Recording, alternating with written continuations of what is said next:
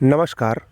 UP PCS 2023 प्रारंभिक परीक्षा, RO ARO और बीईओ प्रारंभिक परीक्षा, इन सभी को मद्देनज़र रखते हुए हमारे चैनल पर इतिहास के तीनों पार्ट्स का ट्रेंड एनालिसिस चल रहा है। यानी पिछले वर्ष में कितने क्वेश्चन आए या किस चैप्टर को ज़्यादा महत्व दें या किसको कैसे पढ़ें, ये हम आपको बता रहे हैं। जिसके क्रम में हमने आपको प्राचीन इतिहास और मध्यकालीन इतिहास का ट्रेंड एनालिसिस बताया है, और अगर आप लोगों ने उसको नहीं देखा है तो वीडियो में जाकर उसको देख लीजिए।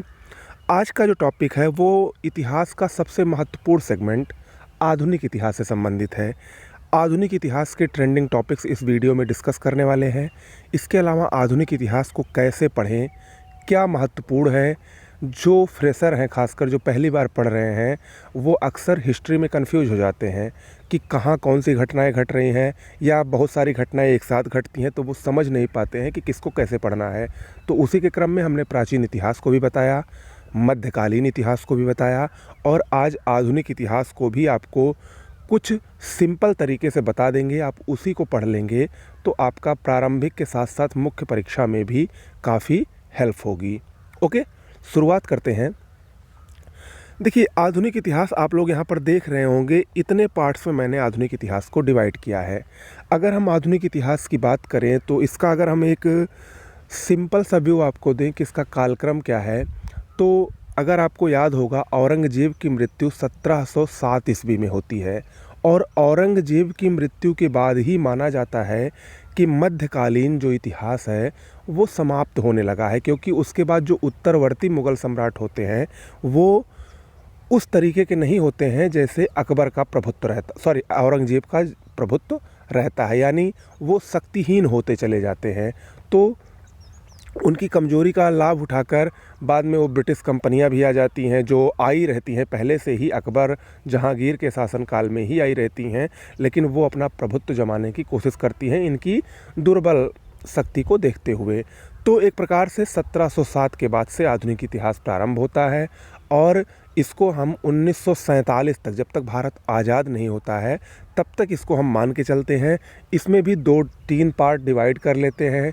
यानी जब भारतीय राष्ट्रीय कांग्रेस की स्थापना 1885 में होती है, उसके पहले का इतिहास हम लोग पढ़ते हैं, यानी 1707 से 1885, और 1885 से 1947 तक के इतिहास को हम लोग भारतीय स्वतंत्रता संघर्ष का नाम दे देते हैं, भारतीय राष्ट्रीय आंदोलन का नाम दे देते हैं। तो इस प्रकार से अगर हम बांट के पढ़ेंगे, डिवाइड करके पढ़ेंगे, तो इतिहास पढ़ने में हमको आसानी भी रहेगी और समझ में भी आएगा। तो उसी को आप लोगों को सरलतम बनाने के लिए कि आप लोग अच्छे से पढ़ें, तो मैंने इतने पार्ट्स में डिवाइड कर लिया है। और हाँ, एक बात मैं आपको और बता दे रहा हूँ, मैं आपको ट्रेंड एनालिसिस बता रहा हूँ।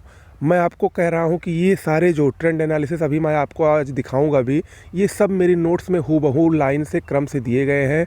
अच्छी तरीके से नोट्स को मैंने बनाया है, खुद बनाया है। इसके अलावा मैंने आपको किताबों की भी लिस्ट बताई है, तो आप लोगों को सिर्फ लेकर आना है और पढ़ना है। अगर आप लाकर अपने मन से पढ़ते हैं तो निश्चित रूप से इसमें ऐसी कोई चीज़ नहीं है जो आपके समझ से बाहर है या जो आपको समझ में नहीं आएगी। अगर कोई चीज़ समझ में नहीं आ रही है तो आप कमेंट बॉक्स में पूछ सकते हैं। ओके, शुरुआत करते हैं। सबसे पहले देखिए, सबसे पहला पार्ट है उत्तरवर्ती मुग़ल और मराठे। इसमें क्या क्या पढ़ना भी बताऊंगा।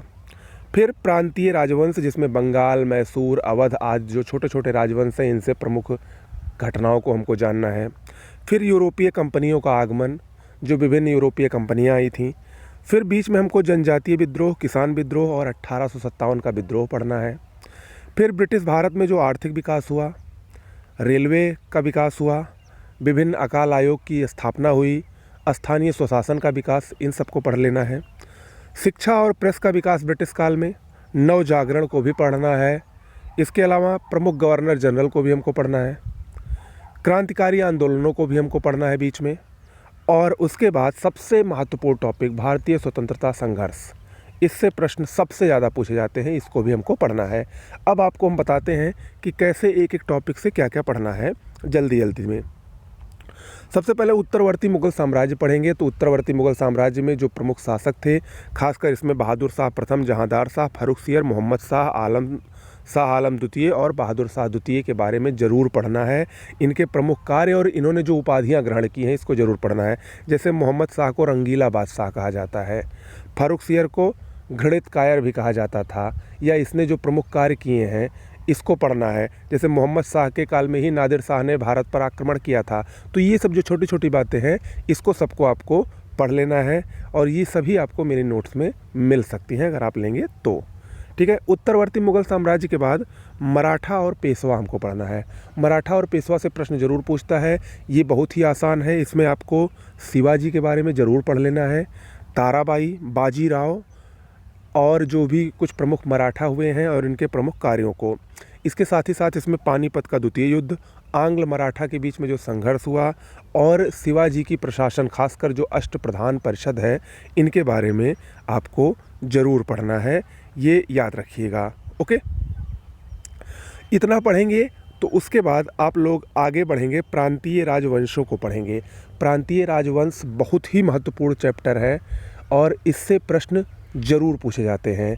जो विभिन्न छोटे छोटे राजवंशों का उदय हुआ, जिन्होंने अपनी स्वतंत्र सत्ता स्थापित की, उसमें बंगाल से आप लोग देखते होंगे खूब प्रश्न आते हैं, खासकर सिराजुद्दौला, मीर जाफ़र, मीर कासिम।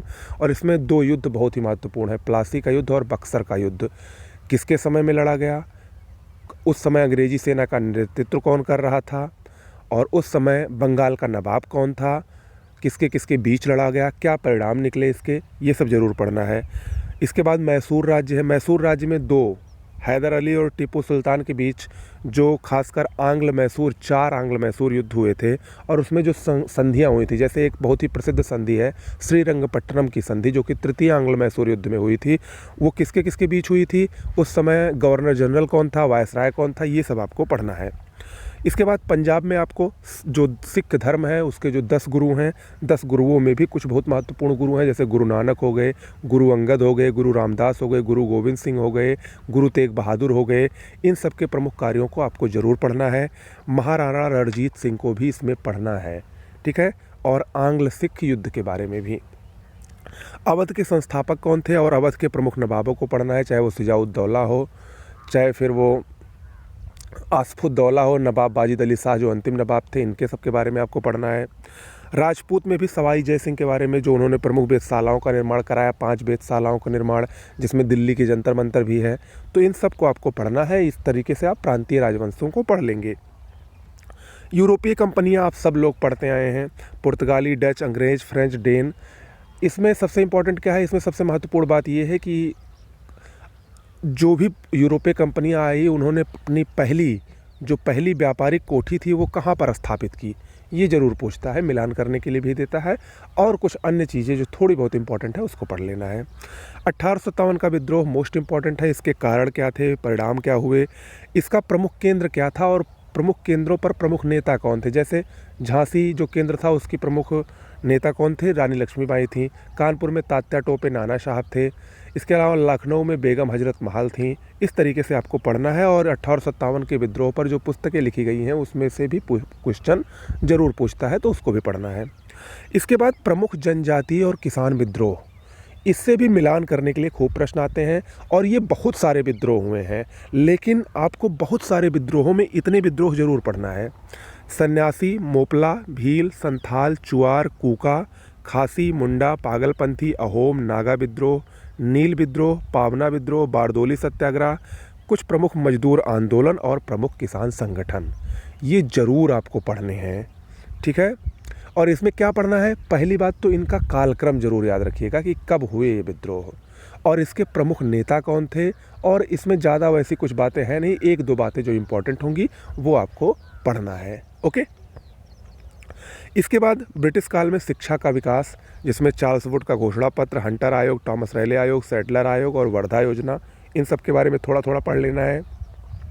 प्रेस के विकास में प्रमुख समाचार पत्र और उनके संपादक, और प्रेस के विरुद्ध जो प्रमुख एक्ट है, जिसमें वर्नाकुलर प्रेस एक्ट किस वायसराय ने लगाया था या किसने इसको रद्द किया, ये सब जरूर पढ़ लेना है। इसके बाद रेलवे का विकास, सिविल सेवा का विकास, स्थानीय स्वशासन का विकास, इस सबको पढ़ना है। इसके बाद कुछ प्रमुख प्रथाएं, जो चाहे वो रैयतवाड़ी प्रथा थी, महालवाड़ी प्रथा थी, इन सब के बारे में भी आपको थोड़ी बहुत जानकारी रखनी जरूरी है। पुनर्जागरण काल इसके बाद आते हैं। पुनर्जागरण काल में जो कुछ प्रमुख संस्थाएं जुड़ी थी, जैसे राजा राम मोहन राय, दयानंद सरस्वती, आर्य समाज, ब्रह्म समाज, विवेकानंद की रामकृष्ण मिशन, मुस्लिम आंदोलन, पारसी आंदोलन, प्रमुख संस्थाएं और विधवा विवाह के जो प्रमुख अधिनियम थे, शारदा एक्ट वगैरह था, इन सब के बारे में जानकारी ज़रूरी है रखना। इससे भी प्रश्न ज़रूर पूछा जाता है। इसके बाद हम पढ़ते हुए प्रमुख गवर्नर जनरल पर आएंगे। प्रमुख गवर्नर जनरल में lord Clive, Warren Hasting, lord Cornwallis, Wellesley, William Bentinck, Dalhousie, Canning, Lytton, Ripon, lord Curzon और लॉर्ड माउंटबेटन। ये इतना नोट करके लिख लीजिए, इसको ज़रूर पढ़ना है। इनका कालक्रम कब था और इन्होंने क्या कार्य किए, इनके शासनकाल में क्या कार्य हुए, इनके काल में क्या कार्य हुए, ये ज़रूर पूछा जाएगा। वैसे तो बहुत गवर्नर जनरल है, लेकिन इतना सबसे ज़्यादा महत्वपूर्ण है। ठीक है, तो इसको ज़रूर याद करिएगा। इसके बाद क्रांतिकारी आंदोलन को हम लोग पढ़ लेंगे, चाहे वो महाराष्ट्र में क्रांतिकारी आंदोलन हो या बंगाल में हो या विदेशों में, जैसे गदर पार्टी की स्थापना, इंडिया होम रूल सोसाइटी की स्थापना किसने की, कब की, क्यों की, और भी प्रमुख बातें। इसके अलावा काकोरी कांड, हिंदुस्तान रिपब्लिकन एसोसिएशन जो चंद्रशेखर आज़ाद की थी, इसके अलावा सांडर्स हत्या वाला कांड, ये सब जो कुछ प्रमुख छोटे छोटे क्रांतिकारी आंदोलन हैं, इन सब का क्रमवार कौन सी घटना पहले घटी, कौन सी घटना बाद में घटी, ये सब आपको मैपिंग के थ्रू पढ़ना है। ठीक है, इसके बाद आते हैं मोस्ट इंपॉर्टेंट टॉपिक की तरफ, भारतीय स्वतंत्रता संघर्ष। भारतीय स्वतंत्रता संघर्ष में आप लोग सीधे सीधे भारतीय राष्ट्रीय कांग्रेस की स्थापना से पढ़ेंगे। भारतीय राष्ट्रीय कांग्रेस की स्थापना कब हुई, कहाँ हुई, उसके जो प्रमुख अधिवेशन हुए हैं, उसमें भी जो कुछ प्रमुख अधिवेशन हैं, उसमें उसके अध्यक्ष कौन थे और उसमें क्या कार्य हुए, इसको ज़रूर पढ़ लेना है।